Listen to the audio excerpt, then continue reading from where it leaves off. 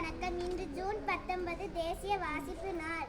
ஒவ்வொரு ஆண்டும் பி.என். பணிக்கரின் நினைவு தினத்தையே நாம் தேசிய வாசிப்பு தினமாக கொண்டாடுகிறோம். பி.என். பணிக்கரின் கல்வி உலக ஒரு புரட்சியாளர். பணிக்கர் இந்தியாவில் நூலக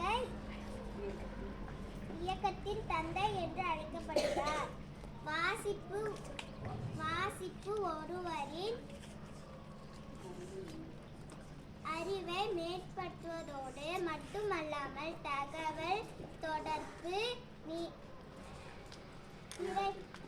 திறனை மேம்படுத்துவதும் முழுமையான வளர்ச்சியை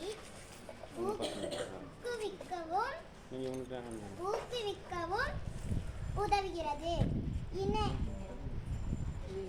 இணையம் ஆதிக்கம்